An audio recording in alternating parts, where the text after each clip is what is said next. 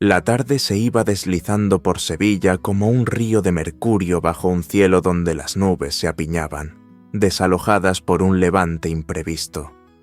Clara Núñez aceleró su viejo scooter pensando tan solo en llegar a casa antes de que el aguacero descargara con furia.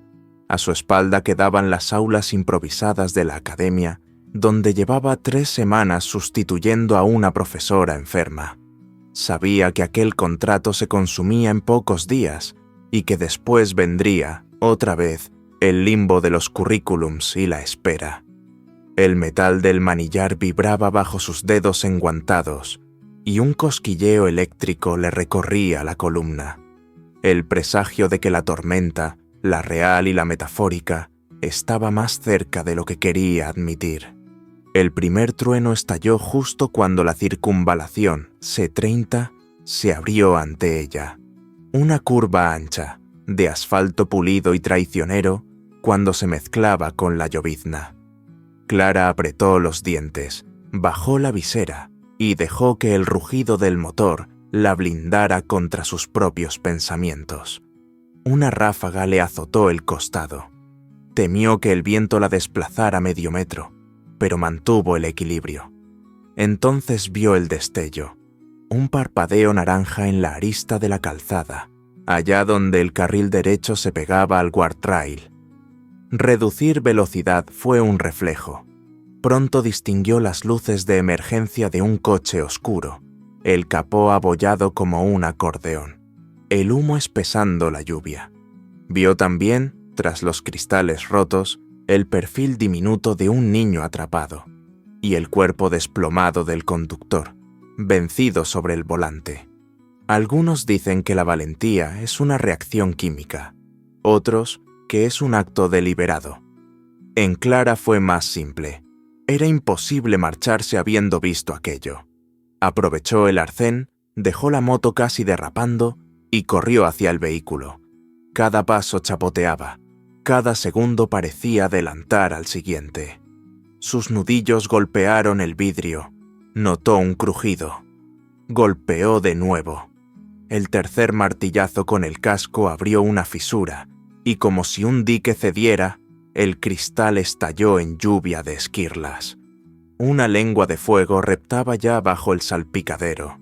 El olor a combustible y a plástico quemándose le quemó la garganta, pero siguió. Forzó la puerta, clavó los pies en el suelo resbaladizo y se inclinó para soltar el cinturón del niño. El enganche estaba deformado. Con manos temblorosas, rebuscó en el asiento trasero y encontró un destornillador. Lo utilizó como palanca y tras un chasquido pudo liberar al pequeño. El chaval lanzó un sollozo que se perdió en la racha de viento. Clara lo alzó como pudo y se apartó lo suficiente para dejarlo bajo la protección del quitamiedos. El conductor seguía inmóvil. Sus ojos, semicerrados, no parecían registrar nada. Clara regresó. Tiró de él, primero de los hombros, luego de las axilas. El peso del hombre y la tensión de los músculos que no responden convirtieron cada instante en una costura rota. Pero consiguió arrastrarlo hasta la línea blanca justo cuando un estallido de chispas envolvía la carrocería. Siguió tirando, 1 metro, 2 metros, 5, hasta que una explosión más violenta hizo temblar el suelo y ella se lanzó al asfalto con el cuerpo cubriendo al niño. El silencio después del estruendo duró un par de parpadeos. El crío temblaba, las lágrimas mezcladas con la lluvia. Clara se descubrió una fisura en el guante de piel. La mano derecha sangraba con un hilo persistente. En su chaqueta guardaba un pañuelo de algodón crudo con un nudo rojo bordado en el centro. Lo había hecho de niña, una tarde de verano en casa de su abuela de Carmona, jugando a coser talismanes contra el mal de ojo. Era lo único mínimamente limpio en su persona, pero lo apretó contra la frente del chico, donde un roce de cristal había abierto una leve brecha. «Todo está bien, murmuró. sin saber si hablaba para él o para sí misma. Para distraerlo, empezó a tararear una copla de cuna que ya casi no recordaba. El niño gimió, se aferró al trozo de tela y mientras las sirenas emergían como clarines a lo lejos, apoyó la cabeza en el hombro de Clara. Cuando la policía local y los bomberos se arremolinaron, Clara retrocedió con cautela. El conductor empezaba a mover los párpados. Los sanitarios corrían con una camilla. Las luces azules cortaban la cortina de agua. En aquel hervidero de órdenes y de pasos prestos, ella sintió algo parecido a la invisibilidad. Nadie la retuvo ni le pidió nombre. Montó en el scooter, con la mano aún sangrante, y se alejó antes de que la adrenalina se disolviera por completo. Al girar la última curva, escuchó la explosión final del motor. Un fogonazo que iluminó la autopista como una bengala de feria. Esa noche, en la sala de urgencias del Hospital Virgen del Rocío, Mateo Vargas, el niño rescatado, apretaba el pañuelo contra su pecho como quien agarra un salvavidas. Tenía 7 años, un flequillo rebelde y la mirada de los que han visto demasiado temprano el filo de la vida. Su padre, Alejandro Vargas, llegó con el corazón a punto de desbordarse. El conductor, hombre de confianza y casi parte de la familia, aún estaba en observación. El cirujano explicó que Mateo había tenido suerte. Un par de contusiones, una sutura fácil en la frente, nada estructural. Pero el pánico nocturno podría quedarse, avisó, como un huésped latoso. Un residente mencionó a la mujer que apareció de la nada. Alejandro quiso nombres, datos, nadie tenía respuestas. Asió el pañuelo. La tela olía a humo y a lluvia, y el hilo rojo se distinguía como una vena. Mateo, medio dormido por el sedante, susurró. Olía a hierbabuena. Alejandro se prometió que la encontraría. Durante meses revisó cámaras de tráfico, publicó anuncios en la prensa, habló con cada enfermera. «Busco a la mujer que salvó a mi hijo», repetía. No hubo rastro. Siguió adelante con su estudio de arquitectura, con los planos del nuevo museo, con la crianza de Mateo. Pero cada vez que pasaba frente a un kiosco, se le encogía el pecho, como si la desconocida pudiera aún aparecer en una esquinita de periódico. El pañuelo quedó en manos de Mateo. El niño lo abrazaba cada noche. A veces, cuando los gritos del incendio volvían en sueños, el tacto de la costura lo devolvía a la calma. Mientras tanto, la vida de Clara se deslizó entre subidas y pocas llanuras. Su madre insistía desde un pueblito de Huelva para que regresara, pero ella se empeñaba en Sevilla. Un currículum, luego otro, un taller de costura improvisado los fines de semana, clases particulares de matemáticas en casas ajenas, y poco a poco, un cansancio de raíces le trepó hasta los hombros. La oferta de un puesto interno, limpieza, cocina sencilla, ayuda con un niño, le llegó casi como un alivio. No le bastaba el dato escueto de que la casa estaba en las afueras, rodeada de naranjos, ni que el salario fuera modesto pero estable. Sobre todo, le prometían un techo y cierta tregua a la incertidumbre. El día de la entrevista, el mundo amaneció bruñido por un sol temprano. El taxi la dejó frente a la cancela de hierro forjado. Un sendero de grava se internaba entre bugambillas y troncos añosos que exhalaban perfume cítrico. Clara llevaba un vestido azul marino, discreto, y un moño bajo que intentaba domar los mechones rebeldes. Tocó el timbre. Al cabo de 1 minuto, apareció un hombre alto, de manos elegantes y ojos oscuros que parecían medir, al mismo tiempo, la distancia entre presente y futuro. Alejandro. Él ofreció su mano. Notó la calidez seria de la joven, su gesto de leve nerviosismo, pero también una serenidad que no era común. Las preguntas formales, dieron paso a una conversación que zigzagueó entre pedagogía y literatura. Alejandro descubrió que Clara citaba a Gianni Rodari con soltura, que conocía métodos de lectura global y que tenía la delicadeza de no llenar los silencios con palabras de compromiso. Algo, no sabría decir qué, resonó en él. Era como reconocer un pasaje de música escuchado en la infancia. Decidió contratarla sin más trámites. Clara no supo descifrar la expresión con la que él la despidió aquel mediodía. Había en esa mirada un destello de gratitud inexplicable. Instalarse en la Villa de los Naranjos fue abrir la puerta a otro clima de vida. El primer amanecer despertó antes de que cantaran los mirlos. Encendió la cafetera italiana y dejó que el aroma se mezclara con el azahar del patio. Cuando disponía la bandeja, oyó el arrastrar de pantuflas. Mateo, despeinado, el pañuelo apretado en la mano. Se detuvo en mitad del pasillo. Los ojos del niño se agrandaron al ver la cicatriz pálida en la mano derecha de Clara. Un recordatorio que ni el tiempo ni la pomada pudieron borrar.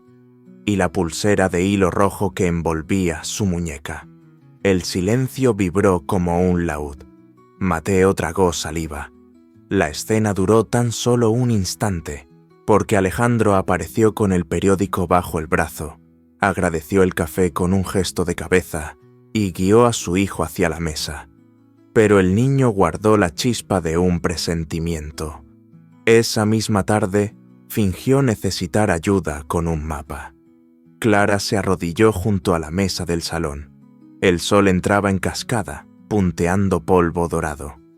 Mateo extendió España sobre la superficie y luego, con manos casi temblorosas, colocó junto al papel el pañuelo talismán. Clara vio el nudo rojo, idéntico al hilo que ceñía su muñeca, y algo se le estrujó bajo la piel. ¿Eras tú?, murmuró Mateo con un hilo de voz. Clara sintió un nudo en la garganta. No quería mentir, pero tampoco sabía cómo desembocar en la verdad. La verdad llegó sola, desbocada, cuando el niño echó a correr hacia el despacho y plantó el pañuelo sobre los planos de su padre. «Papá, mira», balbuceó. «Es ella». Alejandro levantó la vista. La joven se quedó petrificada, con la mano derecha temblando ligeramente, los dedos rozando la cicatriz. El arquitecto se puso en pie. El silencio era una bóveda que amenazaba con derrumbarse. Clara habló. Contó la curva, el fuego, el miedo, el impulso que la llevó a marcharse sin esperar aplausos. Habló sin dramatismo, como si relatara un sueño que todavía le temblaba bajo la piel. Alejandro escuchó con los labios entreabiertos, el corazón martilleándole las costillas. Cuando ella terminó, él solo atinó a hacer lo primero que le dictó el instinto. Tomó las manos de Clara y con voz quebrada dijo «Gracias», en un susurro casi litúrgico. A Mateo le brillaban los ojos como faros. Tras aquella revelación, algo cambió la densidad del aire en la casa. Una ternura nueva cubrió cada gesto. Clara leía cuentos a Mateo antes de dormir, y el niño fue, poco a poco, dejando el pañuelo en la mesilla, como quien abandona un escudo ahora que conoce el nombre del dragón. Alejandro, por su parte, encontraba excusas para cruzar la cocina a la hora del té, para preguntar sobre los libros que Clara apilaba en la salita. Ella, que hasta entonces había vivido con un pie en la puerta, empezó a plantar macetas de hierbabuena y lavanda bajo el porche trasero, convencida de que las raíces propias se parecen a las de las plantas. Si no las riegas, no se quedan. Llegó la verbena de San Juan. El patio se llenó de guirnaldas de papel y faroles de colores. Un vecino trajo una guitarra, otro una caja flamenca, y las palmas marcaron un ritmo que contagiaba hasta los geranios. Mateo se paseaba con una corona de hojas de limonero sintiéndose rey de la fiesta. Cuando la guitarra arrancó por bulerías, el niño tiró de la mano de Clara. «Baila conmigo». Ella, colorada, dio un par de pasos. Alejandro se unió sin planearlo. Sus cuerpos trazaron una circunferencia exacta, bajo la cual los tres parecían encajar como engranajes predestinados. Al final, la música se diluyó en aplausos. Mateo, excitado, exclamó: «¡Mamá Clara, no pares!». La palabra «mamá» quedó suspendida en el aire, temblorosa. Clara se cubrió la boca. Alejandro sintió que algo irrebatible se solidificaba en su pecho. La certeza de que aquella familia incompleta acababa de encontrarse. El destino, sin embargo, no se detiene ante las certezas, simplemente las cultiva. Un par de semanas después, Alejandro invitó a Clara y a Mateo a un picnic en los jardines secretos del Alcázar. Eligió una zona donde las jacarandas dibujaban sombras violetas y donde la fuente árabe parecía cantar en voz baja.